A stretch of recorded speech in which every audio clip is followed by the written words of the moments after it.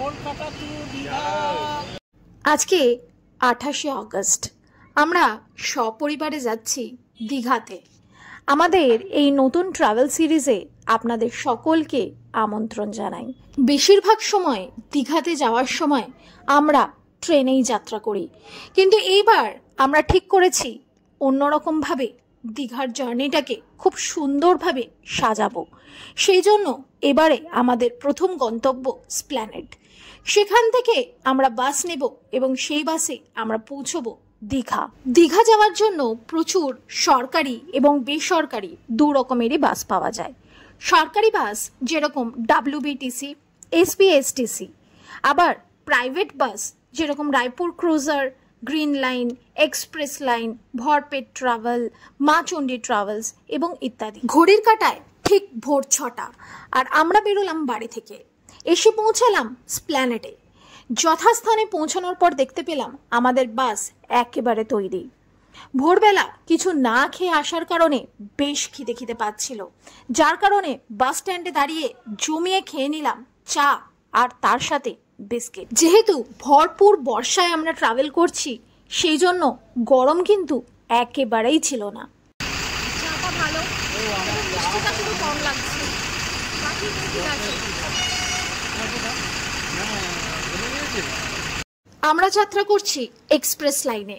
Express line সম্পর্কেও কিছু তথ্য আপনাদের দিয়ে রাখি। এই বাসে লাগেজ রাখার বেশ বড়সড় জায়গা আছে। এক্সপ্রেস লাইনের আরেক নাম ভলভো 9600। এটি কিন্তু একটি সেমি স্লিপার বাস। এই এক্সপ্রেস লাইন বাসটি ছাড়ে ভোর 7:30টার সময় আর দীঘা গিয়ে পৌঁছায় ঠিক সকাল 11:55।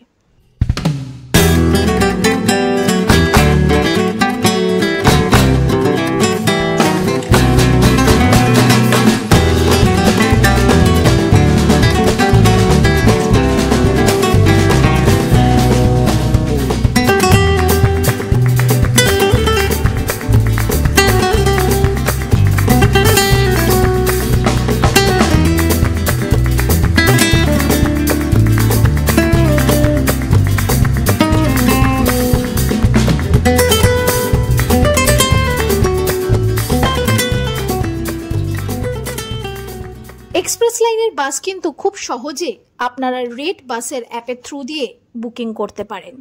সেই সম্পর্কেও বলে রাখি, এক্সপ্রেস লাইনের বাস কিন্তু cleanliness, seat and sleep comfort, driving capability, AC, staff behaviour, punctuality, rest stop hygiene আর লাইফ ট্র্যাকিংয়ের জন্য খুবই পপুলার।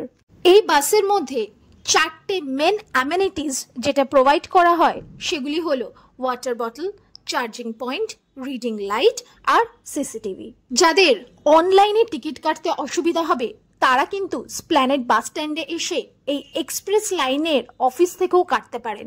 এখানে এক্সপ্রেস লাইনের রেস্টরুম আছে, তাছাড়া আরও নানান রকম বাস সার্ভিসের এখানে কিন্তু অফিস করা আছে। সেই কারণে যদি অনলাইনে আপনাদের টিকিট কাটতে অসুবিধা হয় তবে কিন্তু এখানে এসেও আপনারা টিকিট কেটে নিয়ে যেতে পারেন। বাসের দরজা বন্ধ হয়ে গেছে, ড্রাইভার চলে এসছে আর ঘড়িতে বাজে হচ্ছে এখন 7:30। এই বাসটি মহিলারা প্রচন্ড পরিমাণে প্রেফার করে, তার কারণ এখানে লেগ রেস্টের জায়গা আছে। তাছাড়া এই বাসের সিটগুলি পুরোপুরিভাবে রিক্লাইনিং, সেই জন্য যদি শোয়ার প্রয়োজন হয় আরামসে কিন্তু আপনারা দুদণ্ড ঘুমিয়েও নিতে পারেন। এছাড়া সামনের কয়েকটি সিটে বেল্টের ব্যবস্থা আছে।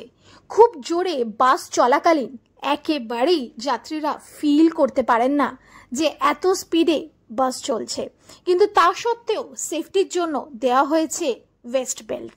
এক্সপ্রেস লাইনের বাসের রুট হলো স্প্ল্যানেড, বেলেপোল, সাঁতরাগাছি, কোনামোড়, অঙ্কুরহাটি, ধুলাগড়, রানীহাটি, পাঁচলা, উলুবেড়িয়া, আজাদ হিন্দ ধাবা, বাগনান এবং তারপরে সোজা পৌঁছে দেবে কোলাঘাটে।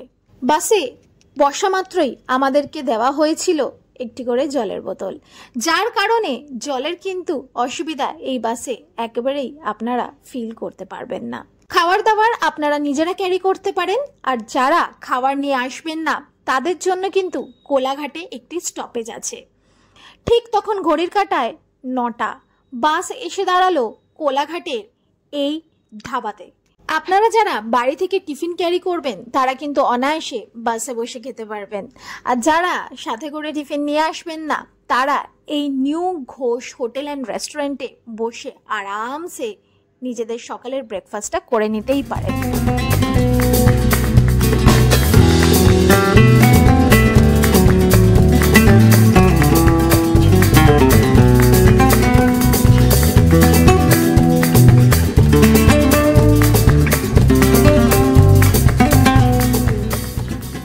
দাঁড়িয়ে আছে কোলাঘাটে, আর আমি ভাবলাম যে বাইরে গিয়ে একটুখানি হাঁটাচলা করব, কারণ অনেকক্ষণ ধরে বাসে বসে আছি, প্লাস কিকুকে একটুখানি নিয়ে ঘুরবো বাইরেটা। 10 মিনিট মাত্র সময়, তার মধ্যে নেমে পড়লো প্রচুর মানে প্রবল বেগে বৃষ্টি। তো আবার বাসে উঠে বসে পড়লাম। ঘোষ হোটেল অ্যান্ড রেস্টুরেন্টে আপনাদের ওয়েটিং টাইম দেবে শুধুমাত্র 10 মিনিট। এই 10 মিনিটের মধ্যে খাওয়া দাওয়া করে আপনাদের আবার উঠে পড়তে হবে বাসে, এবং তারপর সোজা ঘড়ির কাঁটায় 11টা বেজে 55 মিনিট বাস আপনাদের দাঁড় করিয়ে দেবে একেবারে দীঘা স্টপেজে। তার মধ্যে বাসের আরেকটি ড্রপিং পয়েন্ট রয়েছে, যেটা কিন্তু রেড বাস অ্যাপে একেবারেই ইনফর্ম করা থাকে না, সেটা হলো চালখোলা। যাদের মন্দারমণি যাওয়ার হয় তারা কিন্তু এই স্টপেজ থেকে মন্দারমণি যায়, তবে আমরা মন্দারমণি যাব না, আমরা যাব সোজা দীঘাতে। সে কারণে আমরা ওল্ড দীঘা স্টপেজে নামলাম এবং তারপরে শুরু হলো হোটেল খোঁজার পালা। প্রথমে আম্রপালি হোটেল কটেজ, তারপর একে একে প্রচুর ওল্ড দীঘাতে হোটেল খোঁজার পর সোজা চলে যাচ্ছি নিউ দীঘার দিকে। নিউ দীঘায় যেতে যেতে জগন্নাথ মন্দিরের এত সুদর্শন একটা দৃশ্য এনজয় করতে করতে দারুণ লাগছিল, আর তার সাথে মেঘলা আকাশ এবং আশেপাশের ঝাউবন আর সবুজ গাছ দেখে সত্যিই মনটা একেবারে ভরে যাচ্ছিল। তবে আজকে আমরা মন্দির দর্শন করতে পারবো না, আজকে আমরা সকলে ভীষণ পরিমাণ টায়ার্ড। হোটেলে পৌঁছে চটজলদি ফ্রেশ হয়ে করতে হবে আমাদের লাঞ্চ।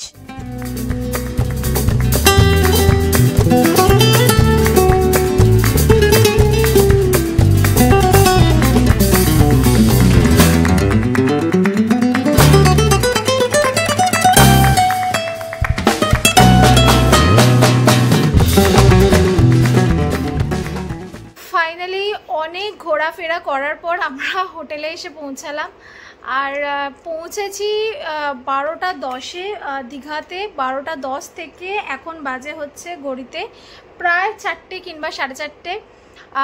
3:30 নাগাদ আমরা চেক ইন করেছি হোটেলে, আর এত টায়ার্ড পুরো এই রোদের মধ্যে ঘুরে ঘুরে ঘুরে ঘুরে প্রথমে ওল্ড দীঘা, তারপরে নিউ দীঘা। ফাইনালি আমরা এর আগের বার যে হোটেলে ছিলাম, হোটেল জিত, তো সেটারও ভিডিও আমার এই চ্যানেলে দেওয়া আছে, আপনারা চাইলে দেখে নিতে পারেন। সেই হোটেলটাও আমি ঘুরে দেখিয়েছিলাম যে কীরকম কী রেট, কী কী ফেসিলিটিস আছে, কীরকম খাবার দাবার সবই দেখিয়েছিলাম। তো আমি লিঙ্ক ডিসক্রিপশন বক্সে দিয়ে দেবো, চাইলে আপনারা দেখে নিতে পারেন। আর এইবার আমরা আছি হচ্ছে আমার দীঘাতে। তো মোটামুটি এই হোটেলটাও ভালো, আগের হোটেলটাও ভালো ছিল, এটাও ভালো। আর এই হোটেলের রুম ট্যুর আমি আজকে বিকেলে করব, সেটা আপনারা এর পরের নেক্সট ব্লগে দেখতে পারবেন।